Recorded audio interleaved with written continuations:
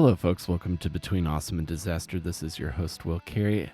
Thanks for being here. I hope you're doing well, taking care of yourself and those you hold closest to you, and that you're making the good steps towards a better tomorrow. That's something I've been thinking about a lot. Is I want tomorrow to be better than today, because then that will mean that we are moving towards we're moving towards the pandemic ending, the nation getting right politically, or at least starting to pull ourselves out of the hole that the last 4 years dug us in, and I'm pretty stoked on it. I'm also excited, and not as I'm sure you might have picked on. There's not too much in the way of updates in the time of COVID and staying and working from home and staying home as much as possible, but I will say, I am very excited. My band, some of you guys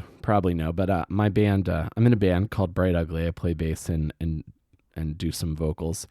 We're making some plans about releasing some new music in the future. So definitely stay tuned to this podcast, because when I have something new to share with you guys, I'll let you know. You can also hear some early demos of what might become full band songs over on my Patreon at patreon.com/awesomedisaster. And I will, of course, keep you guys updated on anything new that I start doing in regards to the band. And music is going to, the kind of the overlaps of my musical worlds and comedy worlds are at hand today, because my guest on the show today is Nathan Rand. Nathan is a comedian I met doing the circuit, as they say, in New York City. I also have a specific memory of him, of interacting with him at the Creek in the Cave, which was a comedy club here in New York City that I spent a lot of time at. You've probably heard me discuss it as well. One of the things I remember most vividly about the Creek are the cook-offs that would happen for a little while, and there would routinely around the Super Bowl be like a chili cook-off, and Nathan entered, and I remember his chili being maybe one of the hottest things I've ever tasted. I don't consider myself a wimp when it comes to spicy food, but this chili lit my face up. It was sort of like, but it was like an admirable fight among gentlemen. Like it beats you up, but then like you're not upset about it because it was a pleasant burn. Nathan also plays guitar in an extreme metal band. I don't know if I would say, I'm gonna say death metal, because they don't wear corpse paint like black metal, but I'll just keep it under the general umbrella of extreme metal. He plays in a band called Dissident Corpsepile, and we're gonna talk about some recording stuff and distortion when it comes to super heavy music. And I think you guys will enjoy this. I will let you know there are a couple times where the internet connection did dip out, so you will hear us repeat a couple of things on occasion. So I do apologize for that. But this was overall a wonderful conversation. I'm looking forward to sharing it with you guys. If you enjoyed this and have a friend who you think would be interested in listening to this podcast, you guys are my biggest advocate for helping the show grow, and I appreciate all of you. So you can let them know we're available wherever you get your podcasts. And let's get into it. This was we covered a lot of ground on this episode: music, comedy, very recent world events.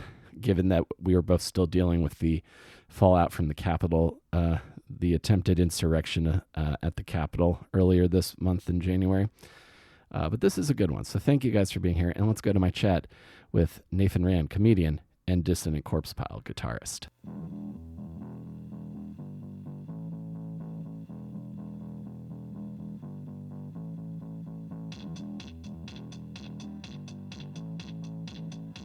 Yeah, man, because I haven't seen you in a really long time, but I feel like I like that we kind of keep tabs on each other through music now, more so than comedy, which I find interesting.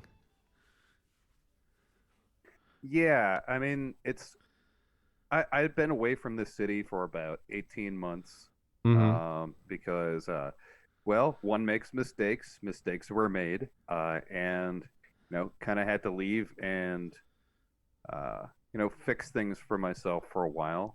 Got Mm-hmm. back, tried to do get back into doing comedy, and I was doing well, but unfortunately, certain financial considerations kind of came into play that made it more or less impossible to pursue comedy in a way that would actually be productive. Mm-hmm.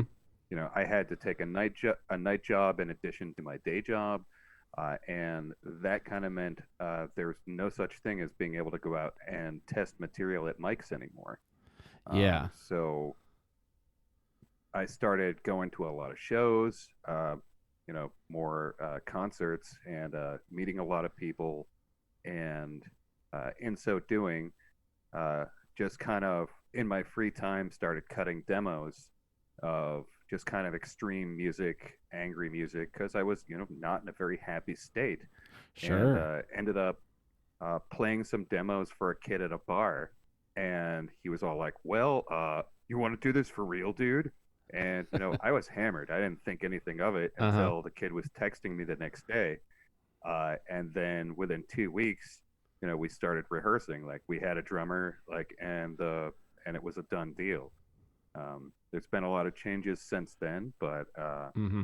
it started as a happy accident, and unfortunately, with the pandemic and whatnot, we can't really play out right. We can't really play out right now. But Mm-hmm. we've been working on a 5-song EP, and it's mostly done. The vocals just need to be recorded, and then everything needs to get a final mix and master, mix down and mastered, and then Mm-hmm. we're all set. Excellent. Well, But it's yeah, good it's that how I. It's I'm glad that you're still able to be creative, even as I'd say like the major art forms that we've devoted a decent chunk of our time and lives to, and made a lot of sacrifices for. They kind of exist, but not really. Is kind of been my approach to it. Um, but yeah, I listened to some of the I've listened to a couple of your songs from your band Dissident Corpsepile, which for like for like heavy extreme music, which I don't listen to all the time, but it is incredibly well done. So I think I think you've done some excellent work so far, man. Oh, thank you so much. I mean, it's kind of going back to at least in I don't want to sound pretentious or like self-congratulatory or anything like that, but I kind of wanted to go back to the simpler, more kind of punk rock attitude of that extreme music kind of had in the early days, Mm-hmm. particularly when we're talking about like the early like British grindcore scene, bands like Napalm Death and Extreme Noise Terror, that while they share a lot in common with extreme metal, they really came out of uh, out of the anarcho punk scene. And I kind of wanted to bring that attitude back to it, that punk rock attitude Mm-hmm. where it's actually dangerous again, and also just the rawness and aggression and simplicity. Because I've been in a lot of really technical bands before, Mm-hmm. and I kind of wanted to go, well, I can play really technical music, but what if I just was in a band where it was just about sweat, and Mm-hmm. that's kind of what I wanted to capture. And of course, there are other influences that you can hear in there. I wish we had better recordings up currently, but it's we need to actually get the vocals recorded for the EP, and our vocalist is currently visiting family in the South. So hopefully, when he gets back, we can get that done and actually have some real uh, professional sounding material out there for people. Right. I did just upload a demo track as well that's very close to like the original like UK grindcore scene. It's a track. It's only uh, about 27, 28 seconds long. It's Uh called huh. Bootlickers Incorporated, and was kind of directly inspired by um, recent events, how various state governments just don't seem to give a shit about people at all and would rather just kill people to keep their economy afloat. Um, Mm-hmm. and that's something that I think I love the fact that extreme music has become more acceptable. I love that it has a wider audience, but unfortunately, you have a trade-off when it comes to that. When it finds a wider audience, then it becomes more fun for people, and sometimes has a lot less to actually say, and it's not dangerous anymore.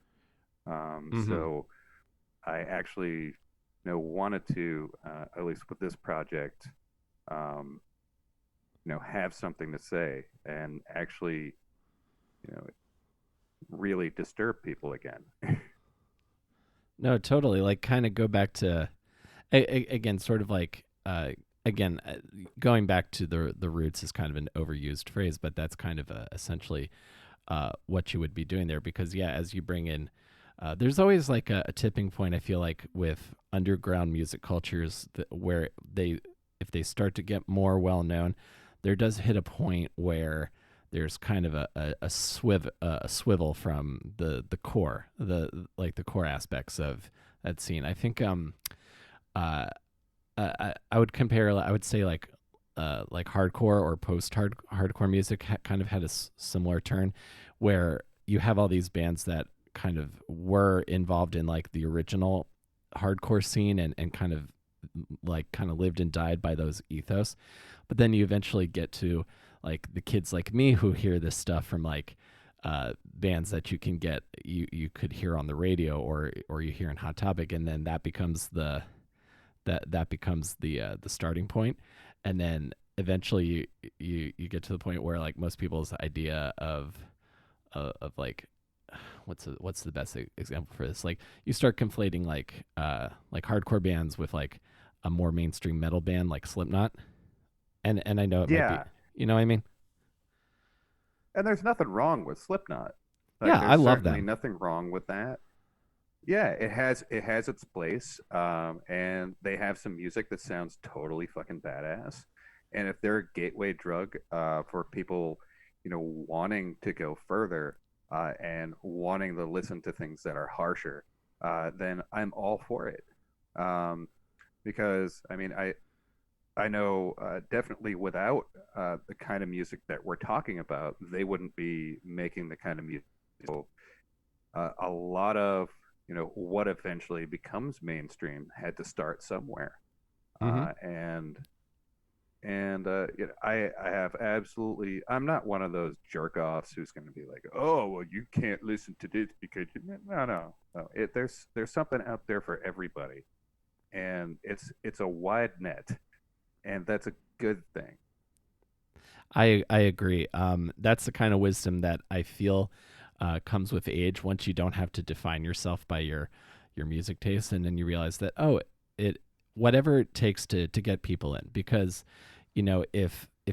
for me at least, the comparison I'll make is if kids today, if their first exposure to pop punk is Machine Gun Kelly, at least they've heard the phrase now, and then I can go, and then you can send them to like, oh, if you like that, you might also like all of this other stuff too. The analogy I make a lot, and I think this applies to metal as well, is like, say like a metal band like your Metallica or something like that. That would be like a really like sweet whipped cream based coffee drink from Starbucks, and then maybe you get Hello? down. Oh, can you not hear me anymore? Yeah, you cut out there. Oh, basically, I was saying, your mainstream metal bands like your Metallicas, your Megadeths, Anthrax, stuff like that. That's like a really like a frappuccino from Starbucks, whereas maybe Hmm. whereas maybe like the next step down, like an Exodus or Iron Maiden, maybe that's a cup of black coffee. And then when you get down to like Earth Crisis or Mayhem or all the squiggly hard to read logo bands, uh, that's That's like a single pour over that made by like a Peruvian grandmother in a shack somewhere. Yeah, I mean, once it gets to the point where your band logo is a Rorschach test, like that's you're going pretty far afield. But I mean, important to think of as well. I mean, stuff that sounds completely mainstream and acceptable now. Say Metallica, Iron Maiden, things like that. Like back when that came out, that was extreme as shit. Yeah. Like like nobody had heard anything like that when that hit. Mm-hmm. So it's I think we're going to see a point where just extremity for extremity's sake is really going to kind of level out, and I think we're seeing that now, Mm-hmm. where it's gone to a more experimental place, where you have a lot of bands incorporating elements of like avant-garde jazz, like a local New York band, Imperial Triumphant, they're phenomenal. Mm-hmm. They take kind of like that speed and just abrasiveness of black metal, and they add in the discordance of experimental jazz. Um, and they play with really cool like golden Statue of Liberty masks, and really know how to use a fog machine, so they're fun to see live as well. Oh, that sounds cool. That's because you want to make. It's important to have a entertaining show as well. I like that they do that. I'm still waiting for a death metal band Yeah. to have their vocalist dress up like Cookie Monster because so many metal vocalists sounded like Cookie Monster for so long.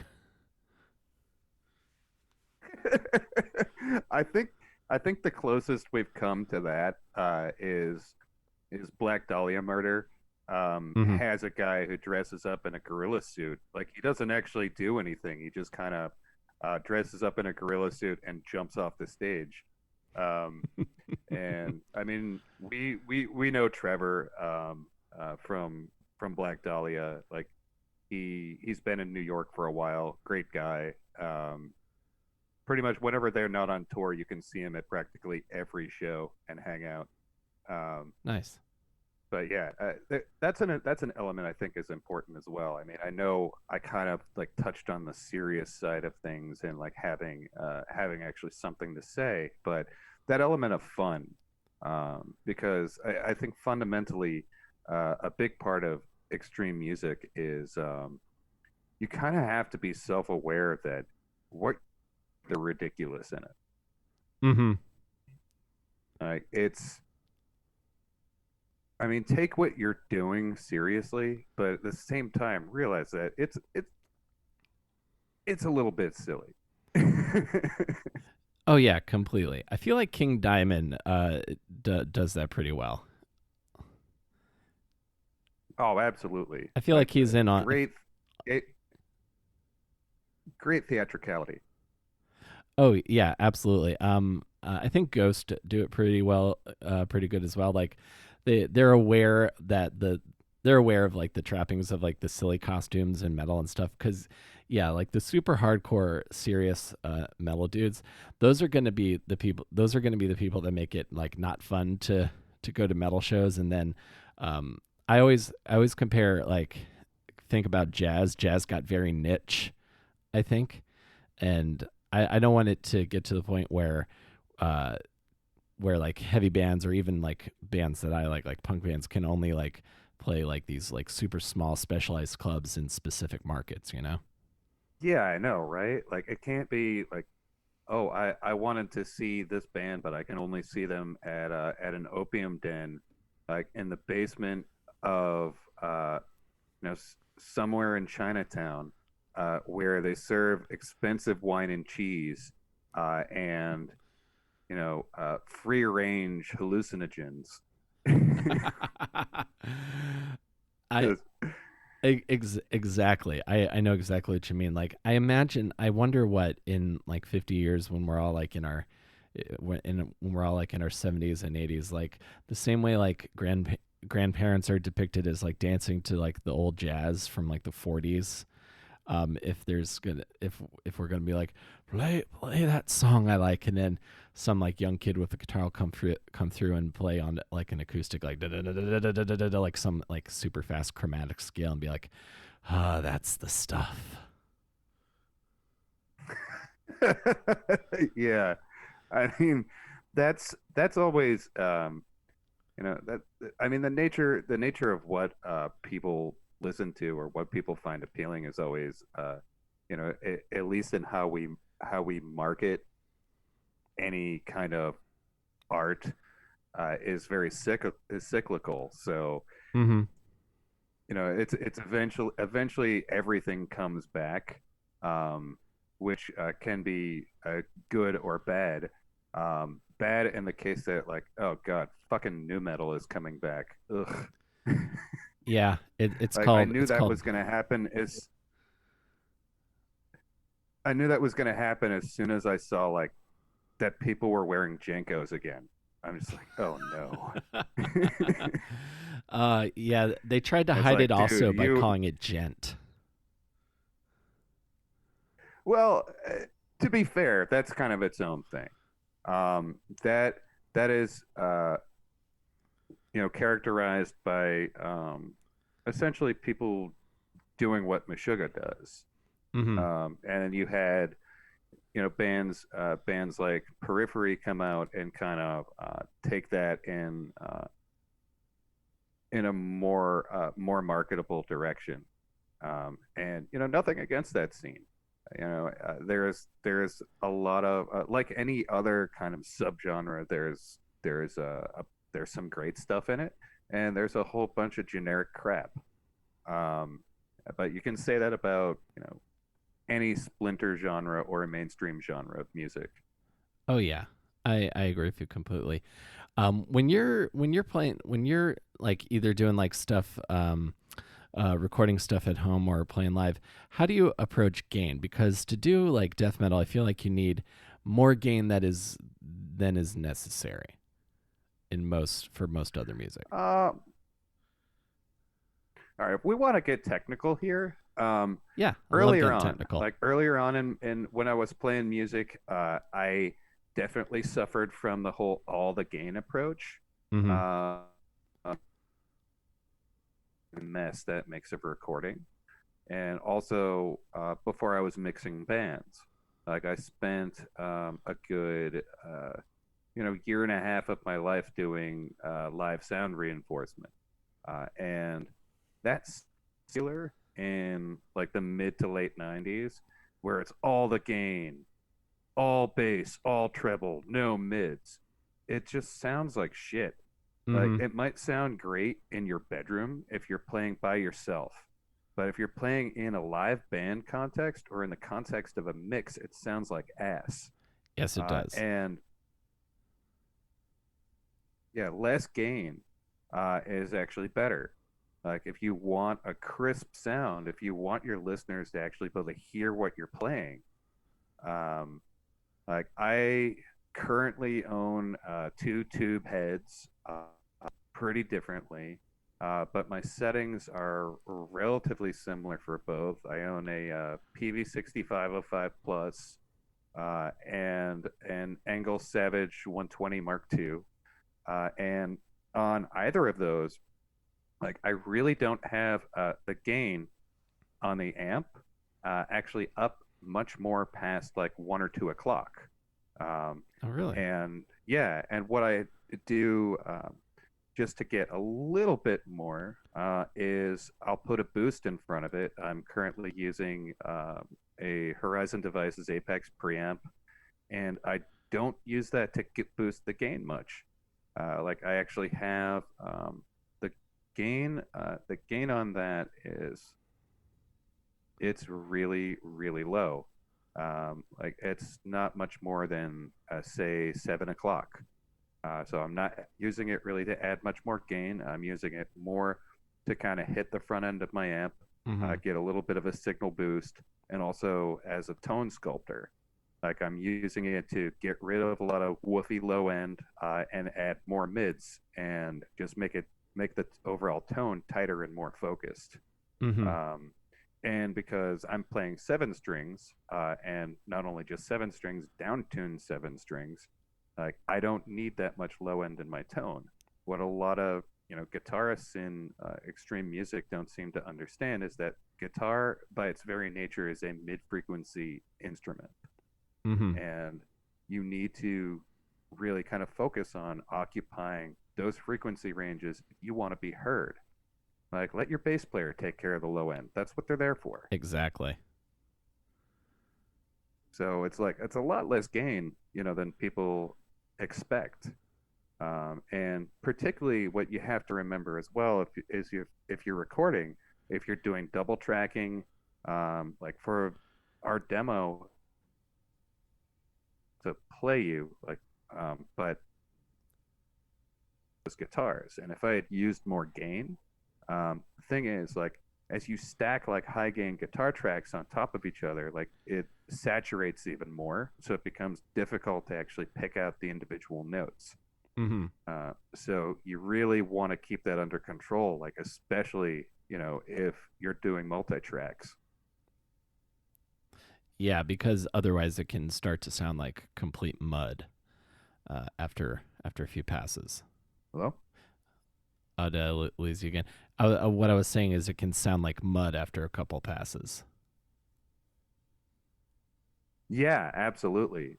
Like it's you'll lose all definition, like if you're doing that. So it's really important to just kind of go against your instinct to just overload your guitar tone with gain. Like it's not doing anyone any favors. It's not doing you any favors. It's not doing your listener any favors. Yeah, totally. Because I like this approach because even when I mix when I'm mixing or recording like uh, lighter stuff, like I'm a big fan of like overdrive lately compared to distortion because you can still like hit big open chords and they'll sound good and they sound like a chord instead of just like a punch in the head. Yeah, I mean, like what I'm using currently, and I have several different cabs as well, Mm-hmm. because I mean, the an amp voicing is of course going to be different. Like, what's not as important is the type of power tubes used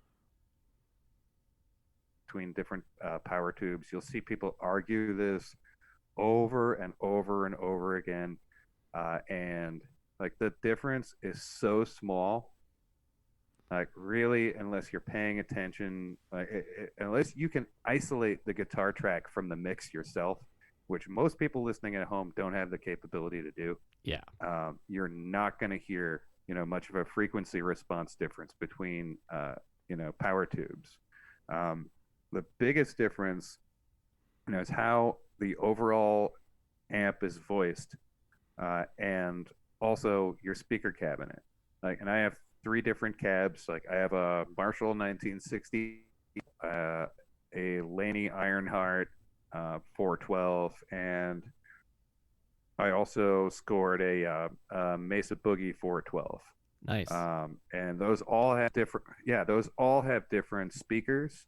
So you get that makes a much bigger difference in your overall tone. Mm-hmm. Like, like the the Marshall, the Laney, has its own kind of speaker, and it's a little darker. Um, it doesn't have quite as much mid range. I still like how they sound, but it's a little scooped.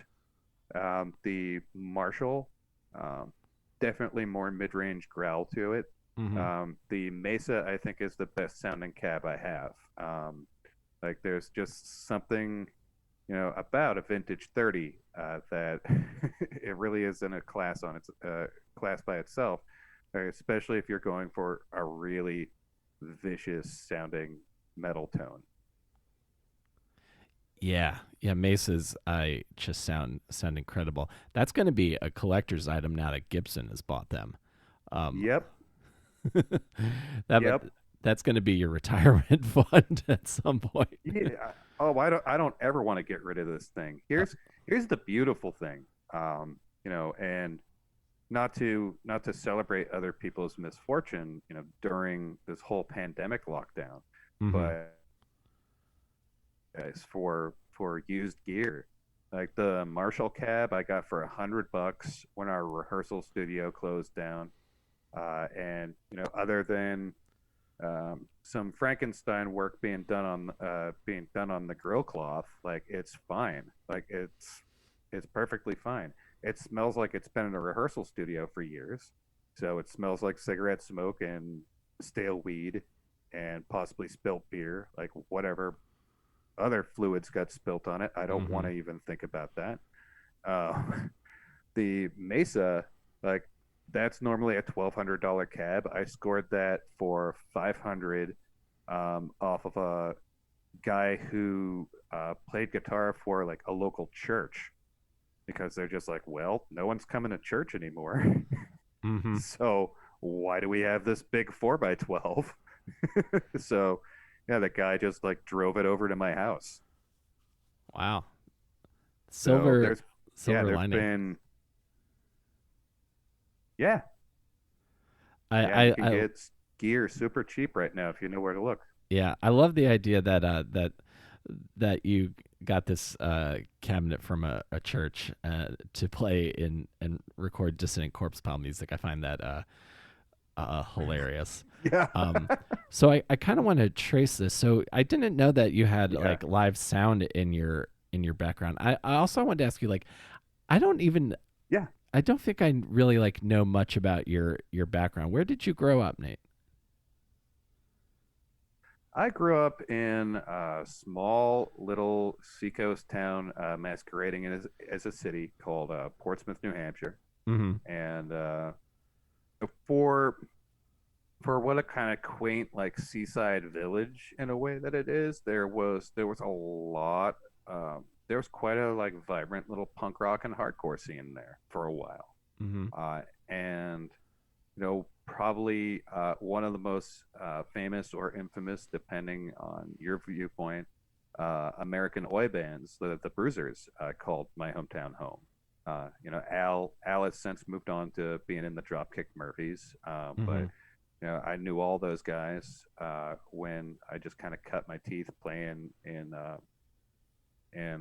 like local hardcore bands and metal bands, and um, I did sound at a venue there called the Elvis Room, which uh, unfortunately closed down. Like ultimately, just similar things to what's happening everywhere, but it was way earlier. Just kind of ran out of money, Mm-hmm. and we were one of the only venues around who like we had like Leeway come up and play, Madball came up and play, like we had like Candiria come up and play, like right around when they had I think their second album out. Um, just there's a lot of history there from a lot of like actually really important bands.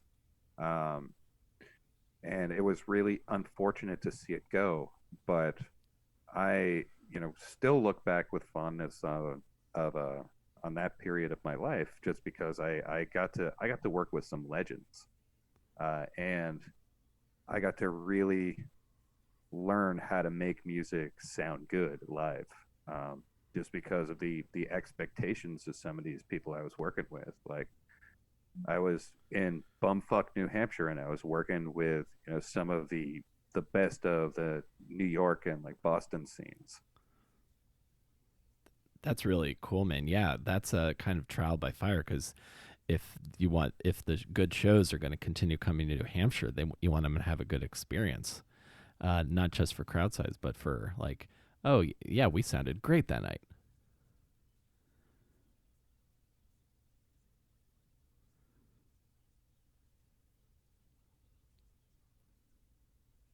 Yeah, I mean it's essentially it's the you gotta be on your shit, because people will notice, like particularly if it's a well known act. people will notice, Totally. and the crowd will not be kind. Oh yeah, no, especially metal crowd, definitely not. That's wild, dude. So you were like in the music scene in your hometown, like as a teenager and as an adult. Where does comedy come in for you? Okay, so comedy, um, I had kind of given up on doing music. I had just a I had worked with pretty much everybody from the local scene, and the problem was like there was always something I wanted to do that wasn't really kind of in keeping with what they were interested in, Mm-hmm. and I kind of found myself like at odds with a lot of the folks I've worked with, and through no fault of their own. Like I had a particular kind of weird thing I wanted to go for, and that wasn't, what everybody wanted to do. And various projects I had just kind of fell apart, and I was just Mm-hmm. like, all right, well, I'm not doing music anymore. And I got the opportunity, just because like everything I had wanted to do, I really didn't have an avenue to do anymore. So I was like, yeah, sure, fuck it, I'm leaving. And I had never visited New York before, and I wanted to actually be able to use my degree in computer science. So I came down here more for career reasons, like not to do any of this arts shit because I'd given up on it entirely. Right. You have a degree in And computer science. I did not know that.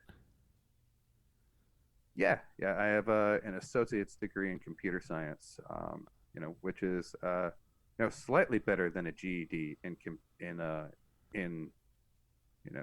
sniffing glue studies, but it's it is what it is. And so what ended up happening is I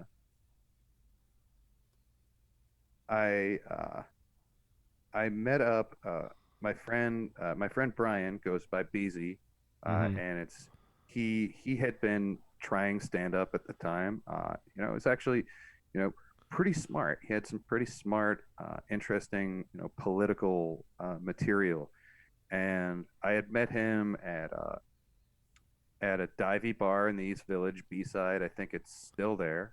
Mm-hmm. And we were going over some stuff he had been talking about on stage, and I don't remember exactly what I said.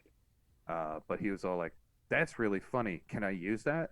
And I'm like, "No, I came up with it. No, you can't use that." So I was like, "All right, then I better see you up on stage in 2 weeks with 10 minutes of material, or I'm taking it." So I was like, and I was really drunk, and I was like, "All right, whatever, motherfucker, you're on." Uh-huh. So I went up, I wrote like 10 minutes of original stuff, and I mean, some of it was actually pretty good. Most of it was stories in search of a punchline. Yep. I feel like a lot of stand-ups But start there. first, yeah, like first time up, I surprisingly did pretty well, and I didn't expect that at all. Um, and I was hooked. And then and the weird thing was when I started, like I always had the ability to write jokes. Mm-hmm. Um, and that's kind of how I started was, thinking of ways to like write jokes and say something funny. And then I discovered that was a problem. Doug Stanhope. Because as brilliant as he is, yeah, as brilliant as Stanhope is, for someone who doesn't understand fundamentally how comedy works, like if you're taking in his work and you get inspired by it, uh, it's it's bad because you end up writing a bunch of shitty rants with no punchlines. Like, and Doug has punchlines for fucking days, Yes, he but does.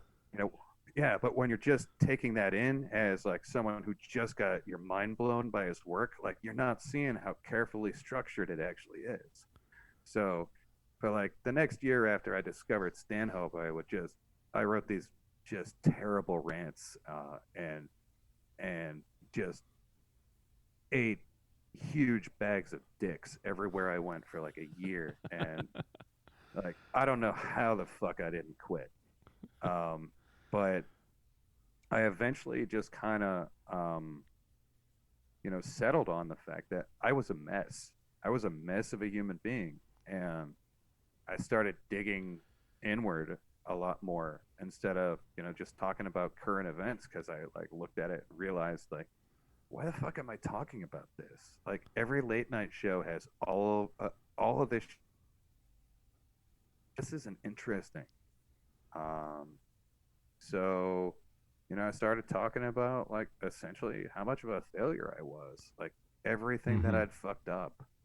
Uh, and then later, before I kind of stopped, um, I realized that that wasn't entirely interesting either, and I'd unfortunately placed myself into a position where um, I believed that I needed to be miserable to be good at Yeah, what I was doing.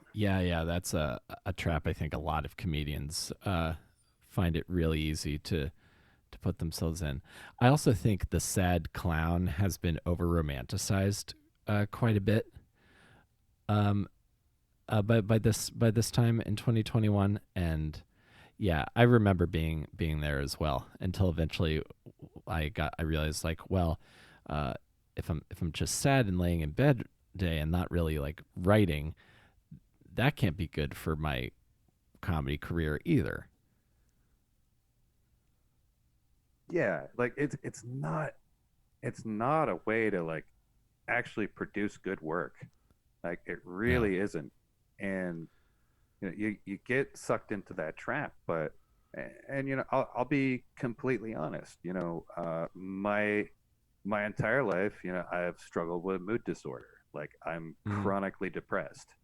Like it's a real thing, and I don't need help to not want to get out of bed for 3 days in a row. So, Right. um, that can be real that people who have problems in general are attracted to comedy because it's a way to talk about it. It's a way to talk those things out, uh, and in a way come to peace with it yourself, and make it amusing for other people. But uh, just kind of wallowing in it, like that's not a healthy place to be artistically at all. And it took a long time for me to realize that. Yeah, me too. Cause and you're also around people that are probably going through similar stuff as well. Like I never had so many friends dealing with like substance abuse issues as I did before I started doing comedy, like openly, like dealing with like hard drug issues and such, and like alcoholism and things. And yeah, it's good to be able to write have punchlines for that stuff, but if you're too close to it, I feel like the crowd can feel it. I remember just going up and like after like a really horrible breakup and just bumming out the crowds at late night at the comic strip. And just when you get that aw, that's not entertaining. That's not anyone's No, idea of a fun night out. no, like you don't want that. Like you don't want awes, and you don't want people fucking clapping. Like Right. that, like, oh, it's so true. Clap. Oh, fuck off. No, like you want like yeah, 100%. You want like a laugh. I also don't need like clapping to me that's like for like a theater piece, which I have I have a degree in theater, so I love that world as well. But like the specific like nightclub stand up comic role is so vastly different from when you're doing like a theater show or like a solo show. It's a very different vibe. You can still get laughs, but it's just a general thing. It's less of that like raucous rock and roll kind of good time that you get from like. Yeah, yeah. And I mean, and it comes back to, in a way, what we were talking about earlier. It's that fucking punk rock attitude, Yeah. and that's what There's nothing saying I won't like actually do comedy again. I probably will, but right now I'm more focused on music. But it's just kind of like everything's been shut down. Mm-hmm. So I think all of this downtime though has just made me realize how important my creative output really is, and if I can find a way to do it all, I will. And because most importantly, it's like staying busy. Staying Mm-hmm. busy keeps me from going into that. It keeps me from going into that depressive state. Yeah. So it's I like the more I'm out.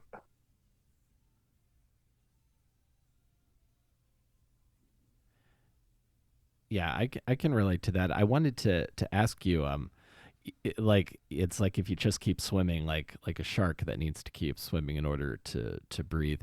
I wanted to ask you, like, is that how you like pulled yourself out of the pit that you were in? Much. Um, and that's how I've been dealing with it the entire time is just to stay focused on something else, Mm-hmm. and to just keep creating work. Like, 'cause this, I mean, I'm thankful I live in an apartment with a backyard, where I've Yeah. actually been able to get outside, because just having that much downtime, like no matter how, I think no matter how healthy of a mental end up at a place where you're questioning like who you are, what your value is, what the fuck you're here for. It's just kind of inevitable when you have like that much free time all of a sudden to think about things. Yeah, because you finally have the time to go through every conceivable possibility and weigh it out for like a really long time. That makes total sense to me. What's always I really because I relate to this keeping busy. Also, I've also part of me has embraced. I think I've said this on the show before. A kind of what I call cheerful nihilism, in that I have things I love. Yeah, Nothing ultimately matters, but because nothing matters, why not find joy in things?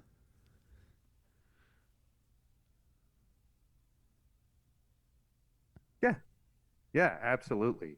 And you know, it's that's kind of the key thing I think. Is we're so focused on um, how external forces attribute matter, how external forces um, attribute meaning in our lives, that we're not really out there looking to define that ourselves. Mm-hmm. And I think that's really important to. And I realize I don't know how many times I've stopped myself to go like, God, you sound like a pretentious asshole. But but it really is important to kind of examine that and just go like, is the job, is the white picket fence, is the like the kids you're spawning to replace you, like it is, that everybody tells you you should do, is that what you want?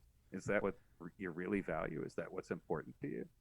Like, or do you have another plan for yourself? That's kind of it's an important thing to think about. Oh, it absolutely is. Like prioritizing the things that are gonna bring you joy are absolutely essential. And this might also be what I took away from watching the movie Soul, is that finding like not only that, but finding those like little moments in the everyday, uh, add to like a more richer, fulfilled existence. I don't know if that's what they were going for in that movie, but that's what I've decided to take from it. Yeah, and I mean, ultimately, what you decide to take from that is entirely up to you.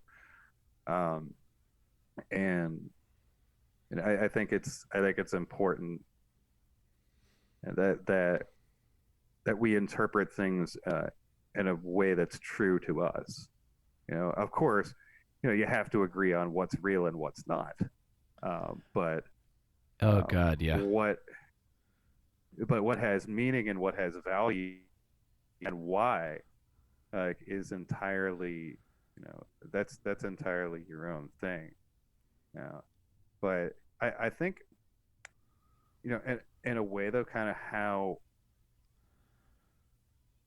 communications have evolved. Like at this point, like everything's specialized, everything's its own target audience, everything is its own branding.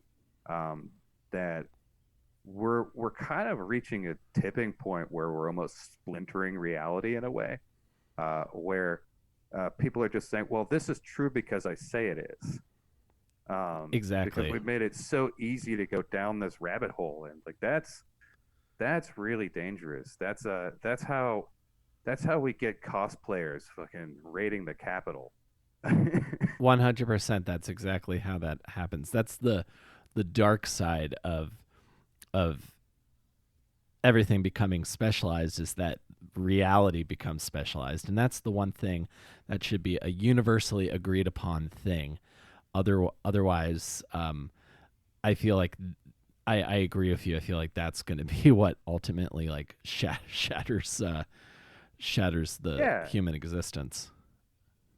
Because oh my yeah. I mean, god.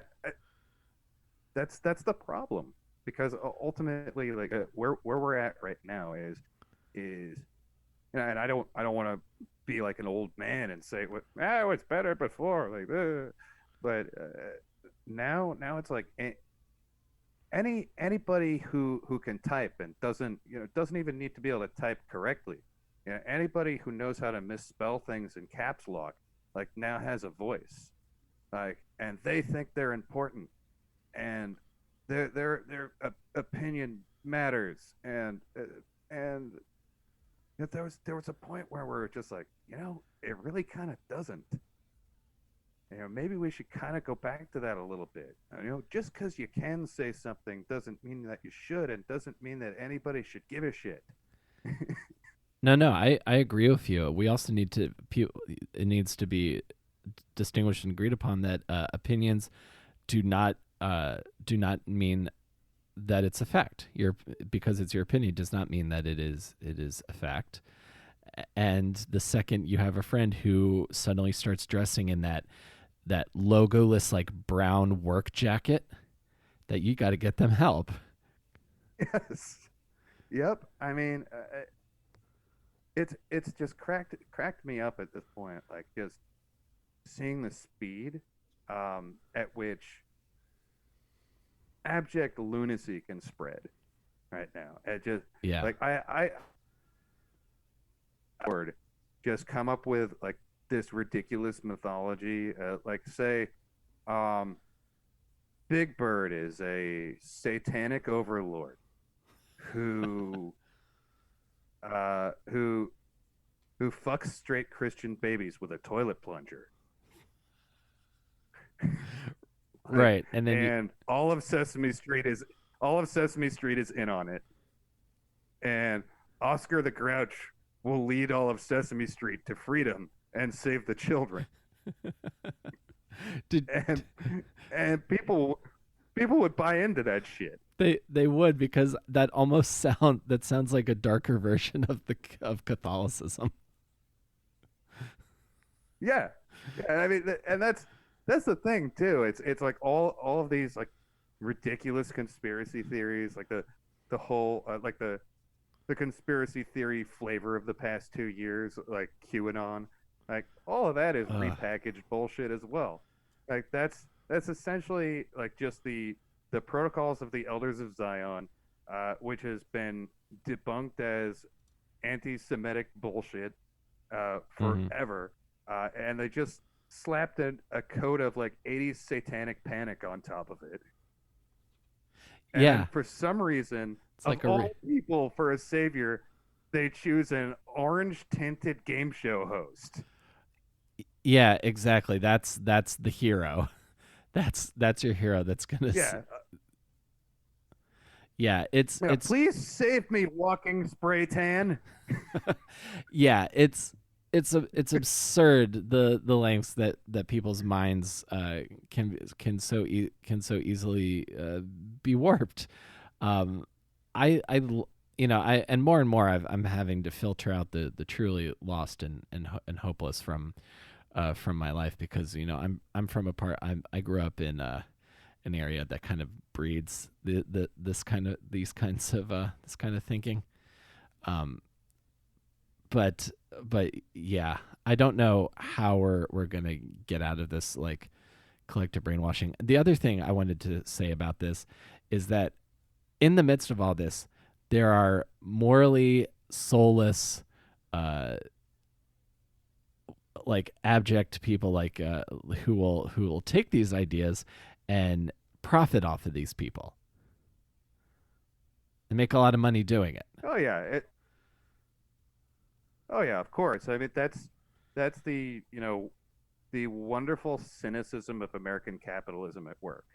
It's just, oh, that's remember. I'm sure like any comic or comedy fan listening to this like remembers Bill Hicks in Revelation. Mm-hmm. When he comes out and he's just like, yeah, anybody here in advertising or marketing, kill yourselves. Yep, I And remember that. then spends like the whole time like of that bit arguing with the marketing guy, going like, "Oh, well, he's angry. That anger dollar." Like that's that bit is so timeless. Like it describes exactly what's going on now. It's no matter what you're thinking or feeling, there's some motherfucker out there finding a way to sell that back to you. 100%. Did you ever see uh I'm blanking on the name of it. Contagion? Did you ever see that movie?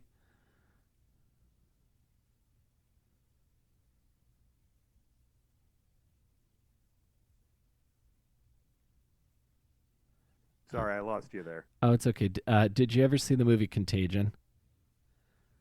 Did not see that one. Uh, It's basically it basically predicted the COVID pandemic. Like if you watch that movie, there are so many things that parallel to what have happened in real life.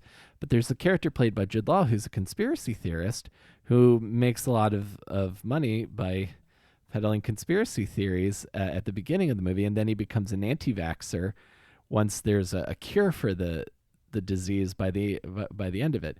And it is eerie how close to reality this movie is. Yeah, I mean, I've definitely heard of things like that, and that's the craziest thing ever. Like, did you? I recently like read an article. It was I believe it's either Popular Science or Popular Mechanics, right? Where some of these anti-vaxxers were convinced that like components of the vaccine, right, were nanobots that were gonna like put a 5G like tracking device like into you or something like that if Yeah, you got the vaccine. And they had the schematic to prove it. And the it was. hilarious thing about the schematic is that it's the schematic for the Boss Metal Zone. Yes, I knew you were Like, going there. Yeah, yeah, like the worst distortion pedal known to man. It's like, oh, so we're all gonna get the vaccine and we're gonna come out sounding like shit. yeah, absolutely. Because there's no real life version of an effects loop to kind of make it sound better. Yeah, yeah, you can't just you can't plug the vaccine into your anus in one of your ears. And I mean, what would you use as like a what would that you just kind of like flick one of your nipples until like you just dial in the the post COVID vaccine E- sound that you want. exactly. But then there's like the inner part of the nipple, and then there's like the outer part. So you got to adjust those like in sync depending on what on how Yeah, cured yeah. you want to be. Yeah, like the actual nipple part is like the main tone, and then like the areola is where you like kind of sweep it. Yeah, and then like the Like what's the true bypass? You like punch yourself in the dick? yeah, that's how I turn it on and off, you know. And it's like, dude, I think you need that Yeah, yeah, you need that Moderna, that two step gain stage, so you can have just yeah. again It's like, stack it. if I punch it this way, I sound like Al Jorgensen. If I punch it this way, I sound like Larry King. Last thing I'll ask before we head out here, you're working on new demos. Do you, because we're talking about current events, do you see a light at the end of the tunnel for this era of partisan discourse? Well, I it's strange. I'm hoping, I'm hoping that there is, um, because I really want politics to be boring again. Mm-hmm. Like, I really want to see like talking heads like droning on about something like, come on, can we just have the fucking game on? I would much rather rather it be like that instead of like, I have to pay attention to this. The state of our nation's future is at stake. Like, I don't want it to ever be this fever pitch important again. Like, I want like the return to sensible government, and ultimately, like, I think the true test though is just how can we deprogram people? How, because it's a cult type situation right now. This goes Yeah. beyond politics. It's when people are just outright ignoring facts because they don't want to hear them. Like, that's what we're dealing with, and that goes beyond Republican or Democrat or conservative or liberal. Like, that's not even in the realm of ideology, and it is well nigh impossible to get someone all evidence to the contrary. And I think that's the level of what we're dealing with right now. And the approach needs to be different. It can't be just a dryly reciting facts, because facts don't matter to people who truly believe they have answers. Right. Yeah, I'm gonna be hopeful that we figure out a way to collectively make this all make sense. If you've got to we've got to start delivering real information in the context of crazy conspiracy theory. Um, that might be the way to do it. Like, if you just yell like a raving lunatic, but everything you say is completely factual, that might be have to be the way to go. Just be like, let me let you in on something. Yeah. The Earth round. Or if we just had like, if everyone reading straight news just sounded like Alex Jones. Yeah, that's kind of what I was You know, getting to. yeah. Just, and now what I can tell you is that Joe Biden definitely won the election fair and square. And now Denise with the weather.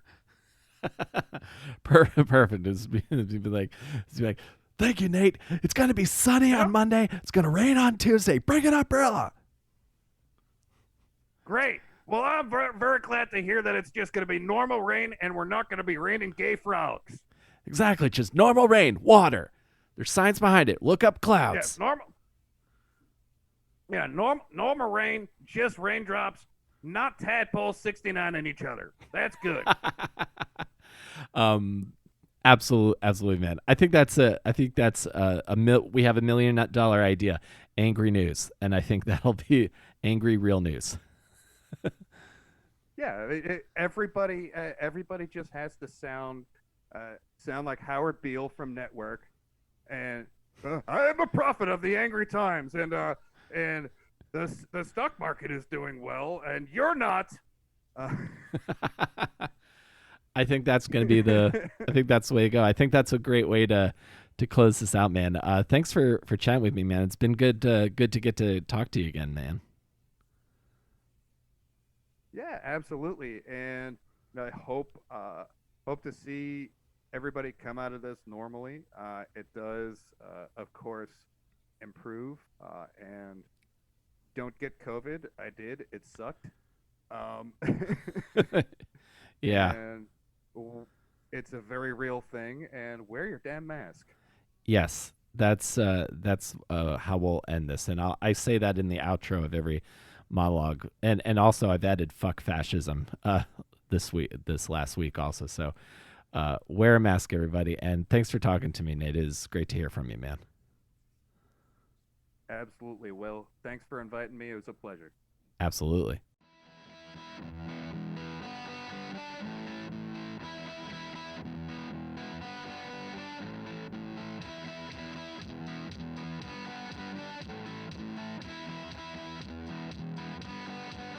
All right, that is Nathan Rand, everybody.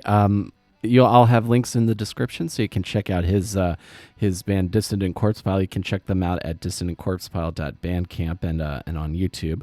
And I'll have links for Nate's social media as well. Nate's a very funny, thoughtful guy, and if you love any kind of like very heavy death metal or black metal or anything or grindcore, any like kind of super extreme heavy metal music, you would definitely enjoy Dissident Corpsepile. So check them out. And thanks for being here, everybody. That is our show for today. Thank you so much for being here. We are coming up on episode 200 next week. I'll have something interesting for you for that episode. So thank you guys for being here for all of these episodes. If you enjoyed this, and feel like you know a friend who would be interested in this show as well, I sincerely appreciate you guys letting other people know about the show. Again, coming up on episode 200 next week. We're available wherever you get your podcasts, Apple, Stitcher, and Spotify. And I also want to give a shout out to my supporter on Patreon, Mary Beth Mooney at the awesome producer level. Thank you so much. I sincerely appreciate your support. And you can go to patreon.com/awesomedisaster. Check out some of the other stuff I've got going on over there. And I also want to let you guys know, if you go to the Linktree link in the description or on my Twitter page at Comic Will Carry, there is merchandise for the podcast from Teespring. I have a Teespring shop. I have T-shirts, masks, tote bags. I have one myself, and I'm a pretty big dude, and it's a very comfortably fitting shirt. So if I can fit into my own merch, I definitely have something that will work for you as well. So thank you guys again. If you want to check that out, in the links in the description, and I will see you guys next time between awesome and disaster. Stay safe, wear a mask, and stomp out fascism everywhere it rears its ugly head. Take care, everybody.